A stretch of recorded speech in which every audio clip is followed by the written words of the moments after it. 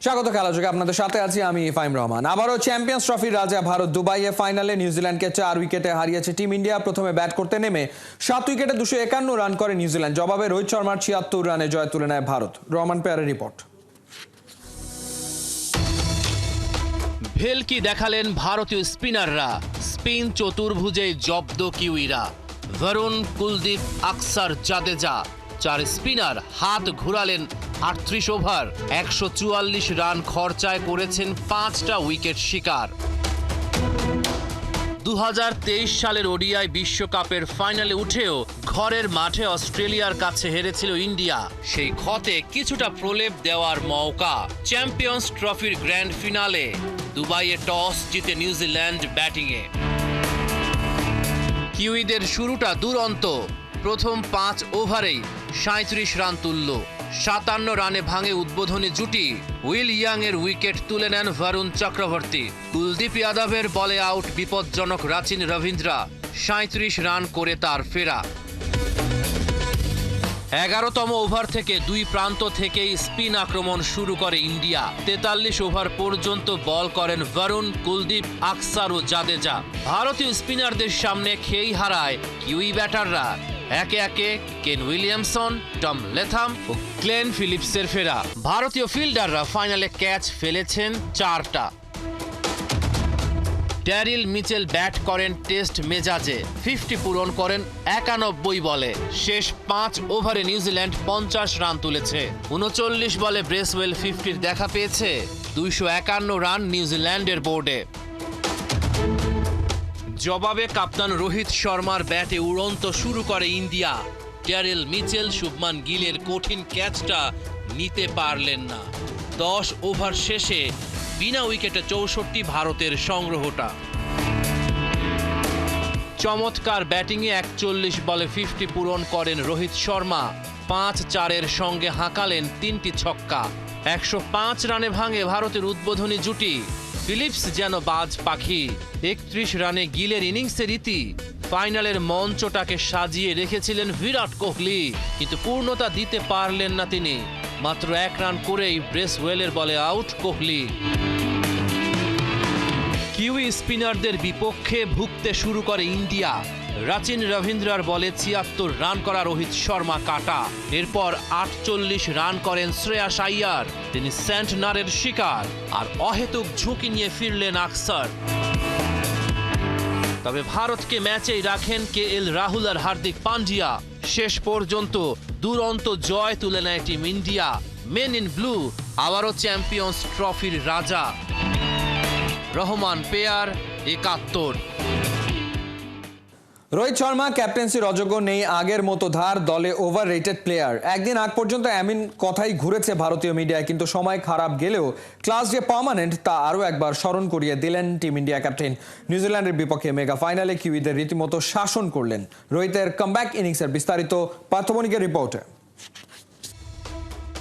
Champions ট্রফিতে খুঁজে পাওয়া যাচ্ছে না রোহিতকে। ফর্মহীন ভারতীয় ক্যাপ্টেন ভক্তদের রোষানলে। সবার একটাই প্রশ্ন, গ্রুপ পর্ব গেল, সেমিও গেল, চ্যাম্পিয়ন্স ট্রফিতে রোহিত শর্মার ব্যাটে রান কোথায় হারালো? উত্তর, স্কোয়ার দিয়ে এই বিশাল ছক্কা, কাউ কর্নার দিয়ে নাথান স্মিথকে আছড়ে ফেলা, থার্ডম্যান দিয়ে বাউন্ডারি আদায় করা। এক একটা 6 আর এক একটা 4-এ রোহিত শর্মা মুখে নয় সব প্রশ্নের জবাব দিলেন মার্কাটারি ব্যাটিংয়ে। তাই অন্য প্রান্তে শুভমান গিল হয়ে পড়লেন দর্শক। উইকেট ধরে রেখে রোহিতকে দিতে থাকেন সাপোর্ট। অথচ চ্যাম্পিয়ন্স ট্রফির ফাইনালের মঞ্চেও রোহিতের শুরুটা হয় টস দুর্ভাগ্যকে সঙ্গী করে। ভারতীয় ক্যাপ্টেনের টস হার টানা 12 ম্যাচে। তারপরেও কিউইদের 251 রানে আটকে দেয় ভারতীয় ব্যাটারদের কাজটা হয়ে যায় সহজ।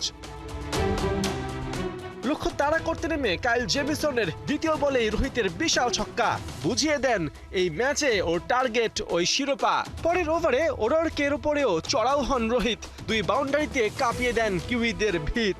নিউজিল্যান্ড পেসারদের মাঝে নাথান স্মিথও রোহিতের কোপ থেকে বাদ পড়েননি। 92 মিটারের বিশাল ছক্কায় নাথানকে বানিয়ে দেন নাদান। 11তম ওভারের প্রথম বলে রোহিত শর্মা ফের কাঁপান দুবাইয়ের গ্যালারি। 41 বলে পূরণ করেন তার 50, 5 বাউন্ডারি আর 3 ছক্কায় 58তম ওয়ানডে 50 রোহিতের খাতায়। তবে এখানেই শেষ না, সময়ের সাথে সাথে রোহিত ঘোরাতে থাকেন রানের চাকা। আফসোস, কাছাকাছি গিয়েও পাননি সেঞ্চুরির দেখা। 27তম ওভারে রোহিতকে থামান রাচিন রবীন্দ্রা। ডাউন দ্য উইকেটে খেলতে এসে বল মিস করলে স্টাম্প ভেঙে দেন কিপার ল্যাথাম। 76 রানে রোহিতকে ফেরান প্যাভিলিয়ন। তবে শতক না পেলেও নিজ ব্যাটে রোহিত বুঝিয়ে দিলেন বয়স বাড়লেও তার ব্যাটে ধার কমেনি খানিকও। পার্থ বণিক, 71। চ্যাম্পিয়ন্স ট্রফিতে অপেশাদারিত্বে 16 কলা পূর্ণ করে ফেলেছে ভারতীয়রা। রোহিত কোহলিদের সামলাতে নিউজিল্যান্ড কি প্রস্তুতি নিচ্ছিল সেটা বাইরে এসে বলে বেড়াচ্ছে তাদের ক্যাম্পে থাকা ভারতীয় নেট বোলাররা। একজন তো আবার ইন্ডিয়ান বার্তা সংস্থা ANI এর সাথেও খোলামেলা কথা বলেছে, জানিয়েছে কিউইদের পরিকল্পনার কেন্দ্রে টিম ইন্ডিয়ার স্পিনার রবীন্দ্র জাদেজা। বিস্তারিত খালিদ জামিলের রিপোর্টে। ক্রিকেটে ভারতীয়দের দাদাগিরি নিয়ে বেশ আগে থেকেই চলে আসছে আগডুম বাগডুম আলোচনা। তার উপর এবারের চ্যাম্পিয়ন্স ট্রফিতে একই হোটেলে থেকে অভিন্ন ভেন্যুতে খেলায় টিম ইন্ডিয়ার সমালোচনায় রীতিমতো ঢাকঢোল জাজর বাজতে শুরু করেছে। আগের ম্যাচগুলো পাকিস্তানে খেলে ফাইনালের মহারণের আগে দুবাইয়ে কিছুটা প্রস্তুতি সারার সুযোগ পেয়েছে নিউজিল্যান্ড, আর সেখানেই ঘটেছে আরেক কাণ্ড। প্রস্তুতির জন্য নেট বোলার হিসেবে নিউজিল্যান্ডের নেটে নেওয়া হয়েছিল ভারতীয়দেরও, আর সেখান থেকে বেরিয়ে টিম ইন্ডিয়াকে নিয়ে ব্ল্যাক ক্যাপরা কেমন পরিকল্পনা সাজিয়েছে তা দিব্যি তারা বলে বেড়াচ্ছে চারদিকে। সেই সুবাদে ম্যাচের আগেই সম্ভবত ভারতের চায়ের দোকানি থেকে প্রধানমন্ত্রী পর্যন্ত সবাই জেনে যায় নিউজিল্যান্ডের ব্যাটাররা ফাইনালে কোন বোলারকে ধরে আর কাকে ছেড়ে খেলতে চায়, যদিও যে কোনো দলের জন্যই সেটা হওয়ার কথা ক্লাসিফাইড ইনফরমেশন। কিউইদের প্র্যাকটিস নেট থেকে বেরিয়ে নেট বোলার শাশ্বত তিওয়ারি তো রীতিমতো আলাপ করেছেন ভারতীয় বার্তা সংস্থা ANI এর সাথে। শনিবার তিনি বলেছিলেন নিউজিল্যান্ডের ব্যাটারদের বল করার সুযোগ তার হয়েছিল। তাকে বলা হয় 18 গজ দূর থেকে জাদেজার পয়েন্টে বল করতে, যাতে তার পেসটা বুঝে ব্যাট চালানো যায়। সেটা ঠিকঠাক করতেও পেরেছিলেন তিওয়ারি, তবে গতি অনেক বেশি হওয়ায় ফের বোলারকে 22 গজ দূরে নিয়ে যাওয়া হয়। ANI-কে তিওয়ারি আরও জানান, নিউজিল্যান্ডের ব্যাটারদের পুরো প্রস্তুতি ছিল মূলত ভারতের বাঁহাতি স্পিনারদের সামলানো। মনে হয়নি এ ধরনের বলে তারা খুব একটা ভুগেছে, তবে ভারতের বোলিং অ্যাটাক টপ ক্লাস, তাদের বিপক্ষে নিউজিল্যান্ডের মানিয়ে নিতে পারার কথা না। বলে রাখা ভালো, আইসিসি ইভেন্টের মতো বড় আসরে প্রস্তুতি সাধারণত দলগুলো ক্লোজ ডোরে নিয়ে থাকে, যেখানে গণমাধ্যমেরও কভারেজের সুযোগ থাকে বেশ সীমিত। কিন্তু নিউজিল্যান্ডের ক্ষেত্রে যেটা হলো তার ব্যাখ্যা দাঁড় করানো যায় না কোনোভাবেই। কিউই ম্যানেজমেন্টের খামখেয়ালিকে এক্ষেত্রে সবার আগে দায়ী করা যেতে পারে বটে, কিন্তু নিউজিল্যান্ড হয়তো কোনো নেট বোলার কিংবা কোনো গণমাধ্যমের কাছ থেকে এতটা আনপ্রফেশনালিজম আশাই করেনি। খালিদ জামিল, 71। টাইগার ক্রিকেটে প্রতিভার অভাব নাই, তবুও কেন বিশ্বমানের পারফর্মার বের হচ্ছে না? কদিন আগে নির্বাচকের দায়িত্ব ছাড়া হান্নান সরকার বলছেন প্রতিভাবানরা হারিয়ে যাচ্ছে সঠিক দিক নির্দেশনা আর ভালো মানের কোচিংয়ের অভাবে। হান্নানের মতে তরুণদের পোক্ত করার বড় মঞ্চ হতে পারে জিম্বাবুয়ের মতো দলগুলোর বিপক্ষে সিরিজগুলো। সাইফুল রূপকের রিপোর্ট। রাজারা টাইগারদের কাছের বন্ধু, জিম্বাবুয়েকে পেলেই নাকি মন জুড়ে যায় বাংলাদেশ দলের। বেশ কবছর ধরেই আফ্রিকার দেশটা বাংলাদেশের সঙ্গে পেরে উঠছে না। ক্রিকেটাঙ্গনে কানাঘুষা, সমালোচনা ঢাকতে, ব্যাটিং কিংবা বোলিং গড় ভালো করতেই বাংলার ক্রিকেটাররা মুখিয়ে থাকে জিম্বাবুয়ের সঙ্গে ম্যাচ খেলতে। অথচ এমন প্রতিপক্ষের বিপক্ষেই বেঞ্চের ক্রিকেটারদের বাজিয়ে দেখে ভারত। পাইপলাইন মজবুত করতে কবে দূরদর্শী সম্পন্ন হবে বিসিবি কিংবা নির্বাচক কমিটি? জিম্বাবুয়ে, আয়ারল্যান্ড বা ওয়েস্ট ইন্ডিজের সঙ্গেও দেখা যায় যে বি টিম খেলায় বা সি টিম খেলায়, তাতে করে ওই প্লেয়াররাও কিন্তু ইন্টারন্যাশনালের আমেজটা পেয়ে যায়, তারা পারফর্ম করে, তাদের কনফিডেন্স বাড়ে। বাংলাদেশেও কি ইন ফিউচার সেই চিন্তা বা রোটেশন পলিসি এইসব চিন্তা করে আসলে পাইপলাইন ক্রিকেটারদের তৈরি রাখা? যদি বড় কোনো ক্রিকেটার বা ভালো ক্রিকেটার ইনজুর্ড হতে পারে, বাদ পড়তে পারে, ফর্ম হারাতে পারে, তখন আসলে রিপ্লেসমেন্টও তৈরি থাকে। এটা খুবই ইম্পর্টেন্ট। এই প্রক্রিয়াটা আরও আগে শুরু করা দরকার ছিল, কারণ আমাদের হয় কি, মানে আমরা একটা সেট নিয়ে খেলছি, সব দলের সঙ্গে সেই সেট খেলছি, ইনজুরি হলে আমরা খুঁজে বেড়াচ্ছি বা স্ট্রাগল করছি, বিকজ আরেকজন যে খেলবে ইন্টারন্যাশনাল ফিল্ডটা সে হয়তো খুব বেশি পায়নি বা ইন্টারন্যাশনাল টাচ আপের মধ্যে নেই। সো এই ধরনের ডিসিশন মেকিংগুলো আমাদের এখন থেকে শুরু করতে হবে। তবে এই শুরু করার ক্ষেত্রে যাকে আমরা খেলাবো আমি আবার ওই আগের জায়গায় তাকে যদি রেডি করতে পারি তাহলেই খেলাতে হবে। এই রেডি করার কাজটা প্রপারলি করতে হবে। পঞ্চপাণ্ডব কিংবা একটা সোনালী প্রজন্ম প্রায়ই শেষ। সে কারণেই হয়তো সাম্প্রতিক সময়ে ঘরে বাইরে এসএসসি কিংবা আইসিসি ইভেন্টে বলার মতো পারফরমেন্স নাই বাংলাদেশের। মেধাবী ক্রিকেটারের সংখ্যা কি কমে গেছে? কোচিংয়ে কি আরও প্রোঅ্যাক্টিভ হওয়ার সময় হয়েছে? আমি নিজে কাজ করেছি, কাজ থেকে এজ গ্রুপ প্লেয়ারদের সঙ্গে, তারাই এখন এইচপিতে বা টাইগারে বিভিন্ন জায়গায় রয়েছে। তাদের যথেষ্ট ট্যালেন্ট রয়েছে। ইন্টারন্যাশনাল ক্রিকেট খেলা কিন্তু সহজ, সেই সহজটা হচ্ছে প্রথম 1 বছর। ইন্টারন্যাশনাল ক্রিকেটটা কঠিন যখন সে পারফর্ম করে 1 বছর, তারপরে পারফরমেন্সটা করা। বিকজ অপোনেন্ট দল কিন্তু তখন তাকে নিয়ে প্রচুর হোমওয়ার্ক করে, অ্যানালিসিস করে তার উইক পয়েন্ট বের করে ফেলে। আমি নিজে প্র্যাকটিক্যালি আমার লাইফ থেকে সেটা শিখেছি। তো সেই জায়গা থেকে আমার কাছে মনে হয় যে কিছু প্লেয়ার রয়েছে যারা যথেষ্ট ক্যাপাবল, তাদেরকে রেডি করে তারপরে ইন্টারন্যাশনাল লেভেলে নিলে তারা ঠিক একইভাবে 10, 12, 15 বছর হয়তো সার্ভিস দিতে পারবে। 1 বছর জাতীয় দলের নির্বাচকের দায়িত্বে থাকা হান্নান সরকার বিসিবির চাকুরি ছেড়ে বর্তমানে কোচিংয়ে মনোযোগী। ঢাকা আবাহনীর ওস্তাদের কথাতে পরিষ্কার, ঘরোয়া ক্রিকেটের মান না বাড়লে আন্তর্জাতিক অঙ্গনে নিচের সারিতেই থাকবে টিম বাংলাদেশ। ডোমেস্টিক ক্রিকেটে পারফরমেন্স দিয়ে জাজমেন্টটা করা যাবে না, কারণ আমাদের ডোমেস্টিক ক্রিকেট ইন্টারন্যাশনাল ক্রিকেটের সঙ্গে বেশ পার্থক্য রয়েছে, সেটা আমরা সময়ের সঙ্গে সঙ্গে সবসময় দেখেছি। সো আমি ডোমেস্টিক পারফর্মারকে কীভাবে ইন্টারন্যাশনাল মানের প্লেয়ার বানাবো সেই কাজটার কথা আমি বারবার বলতে চাচ্ছি। সাইফুল রূপক, 71। প্রক্রিয়াটা আরও আগে শুরু করা। ঢাকা প্রিমিয়ার লিগ দেখলো রান বন্যার রেকর্ড। ডিপিএল এর ইতিহাসে দলীয় সর্বোচ্চ 422 রান তুলল প্রাইম ব্যাংক ক্রিকেট ক্লাব। মিরপুরে ব্রাদার্স ইউনিয়নের বিপক্ষে টস হেরে ব্যাট করতে নামে প্রাইম ব্যাংক। শুরু থেকে অ্যাটাকিং মুডে খেলতে থাকেন দু ওপেনার নাইম শেখ ও সাব্বির হোসেন। 140 রানে ভাঙে তাদের উদ্বোধনী জুটি। সাব্বির ফিরে গেলেও নাইম ছিলেন অপ্রতিরোধ্য। 82 বলে লিস্ট এ ক্রিকেটে নিজের নবম সেঞ্চুরির দেখা পান এই ওপেনার। তবে 24 রানের আক্ষেপে ডাবল সেঞ্চুরি তুলতে পারেনি নাইম। 125 বলে খেলেন 176 রানের ইনিংস। নাইমের পর ব্রাদার্সের বোলারদের দিশেহারা করে তোলেন আব্দুল্লাহ মামুন। 22 বলে করেন 40 রান। শেষ দিকে 37 বলে 50 তুলে নেন সাজ্জাদুল হক। শেষ পর্যন্ত 8 উইকেটে 422 রানের সংগ্রহ পায় প্রাইম ব্যাংক, যা ভাঙে 7 বছর আগে প্রাইম দোলেশ্বরের বিপক্ষে আবাহনীর 4 উইকেটে 393 রানের সর্বোচ্চ রান তোলার রেকর্ড। নাইমের দুর্দান্ত 150 রানের দিনে 173 রানের বড় জয় পেয়েছে প্রাইম ব্যাংক। ফিফার আর্থিক নিষেধাজ্ঞা উঠে যাবার পরদিন থেকেই ফিফা থেকে আরও বেশি ফান্ড আনায় তৎপর তাবিদ আওয়ালের নেতৃত্বাধীন কমিটি। পরিকল্পনায় আছে রিসার্চ টিম করার। ফিফা ফরওয়ার্ড ফান্ড কাজে লাগিয়ে বদলে ফেলা যাবে বাংলাদেশের ভঙ্গুর ফুটবল ব্যবস্থাকে। ফিফার দেওয়া সুযোগ কাজে লাগাতে কি কি পদক্ষেপ নিচ্ছে বাফুফে, বিস্তারিত মেহেদী নাইমের রিপোর্টে। বাফুফের উপর থেকে আর্থিক নিষেধাজ্ঞা প্রত্যাহার করেছে ফিফা।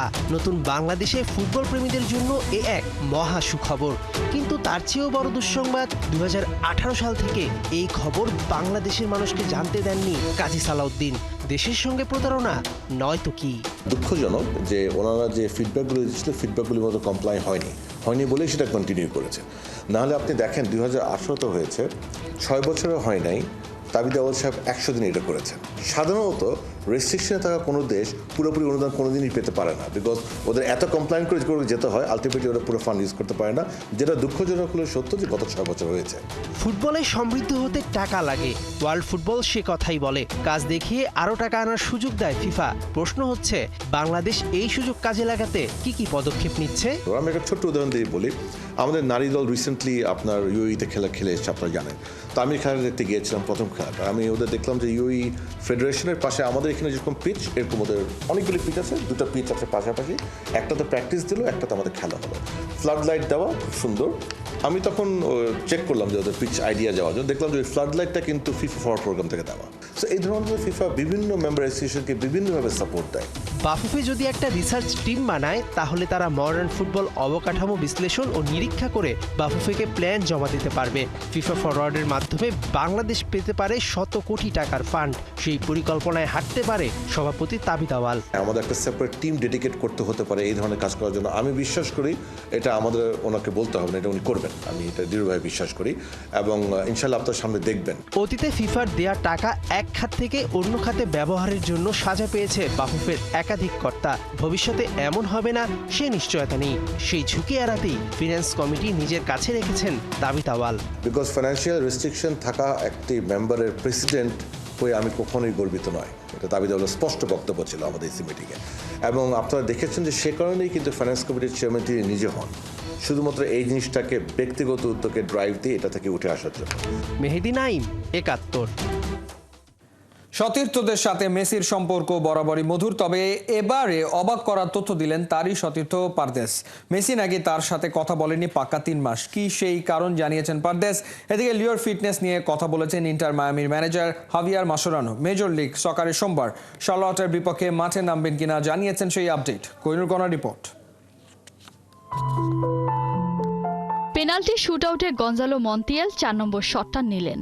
দুনিয়া জেনে গেল বিশ্বজয় করে ফেলেছে লিওনেল মেসি। ঠিক এমন সময় মেসিকে জড়িয়ে ধরে উৎসবে মেতে ওঠেন পারেদেস। 2022 কাতার বিশ্বকাপে এই এক একটা ছবি এক একটা গল্প। মেসির সাথে তার সতীর্থদের সম্পর্কটা ঠিক এমন। মেসির জন্য তারা জীবনও দিয়ে দিতে পারেন। এবার যদি শুনতে পান সেই মেসি তারই সেই সতীর্থ পারদেসের সাথে কথা বলেননি পাক্কা 3 মাস, নিশ্চয়ই একটু অবাকই লাগবে। এবারে এই ঘটনা নিয়ে মুখ খুলেছেন মেসির এই টিমমেট। মেসি তখন বার্সেলোনায় আর পারেদেস পিএসজিতে। 2021 সালে ইউএফা চ্যাম্পিয়ন্স লিগের নকআউট পর্বের ম্যাচে পারেদেসের করা একটি মন্তব্যে নাখোশ হন লিওনেল মেসি। এতটাই রুষ্ট হন যে লিও পারেদেসের সাথে কথা বলাই বন্ধ করে দেন। পারেদেস টেক্সটের পর টেক্সট পাঠালেও মন গলাতে পারেননি আর্জেন্টাইন সুপারস্টারের। সেই মেসি সব ভুলে যান দেশের প্রয়োজনে। কোপা আমেরিকায় একে অন্যের সাথে জোট বেঁধে লড়েন প্রতিপক্ষকে হারাতে। এরপর পিএসজিতেও জুটি গড়েন এই ডুও। আর্জেন্টিনার হয়ে জিতে নেন কাতার বিশ্বকাপ। লিওনেল মেসি এমনই এক ক্যারেক্টার যার কাছে দেশ কিংবা দলই শেষ কথা। তাই তো দলের প্রয়োজনে যখন ডাক পড়েছে হাজির হয়েছেন। পারফরমেন্সও দিয়েছেন 16 আনা। তবে ক্ষণে ক্ষণে বিগড়ে যাচ্ছে শরীরটা। মাঝে সাঝেই হানা দেয় ইনজুরিটা। এই তো চলতি মৌসুমের শুরুটা দুর্দান্তভাবে হলেও আবারও ইনজুরি বাধায় থামতে হয়েছে লিওকে। 2 ম্যাচ তাকে ছাড়াই খেলতে হয় ইন্টার মায়ামিকে। চারিদিকে প্রশ্ন, লিওর ফিটনেসের আপডেটটা কি? MLS এর সোমবারের ম্যাচে পারবেন তো নামতে? অবশেষে এই ইস্যুতে কথা বলেছেন মায়ামির ম্যানেজার হাভিয়ার মাসচেরানো। লিও এখন আগের চেয়ে বেশ ভালো। পরের ম্যাচে মেসির খেলা নিয়ে আমরা খুবই আশাবাদী। আমি অবশ্যই চাই মেসি খেলুক। ও খেললে দলের শক্তি অনেক বেড়ে যায়। আমি নিশ্চয়ই নিজের পায়ে নিজে কুড়াল মারব না। তবে হ্যাঁ, ফিটনেস ইস্যুতে শতভাগ নিশ্চিত না হয়ে আমি কোনো ঝুঁকি নেব না। ইন্টার মায়ামির হয়ে মাঠে নামার চেয়ে সমর্থকদের বড় চিন্তা আর্জেন্টিনার হয়ে লিওকে মাঠে দেখা নিয়ে। চলতি মাসে বিশ্বকাপ বাছাই মাঠে নামতে হচ্ছে বিশ্বজয়ীদের। কঠিন চ্যালেঞ্জ জানাতে হাজির নেইমারের ব্রাজিল। মেসি নেইমার 2 বন্ধু ফিট থাকলে আরও একবার দেখা মিলবে ধ্রুপদী এক লড়াইয়ের। কোহিনুর কণা, 71। এই ছিল এই মুহূর্তের খেলাযোগে সরাসরি সংবাদ অনুষ্ঠান। দেখতে চোখ রাখুন 71-এর ফেসবুক পেজে এবং সাবস্ক্রাইব করুন 71-এর ইউটিউব চ্যানেল। 71-এর সাথেই থাকুন।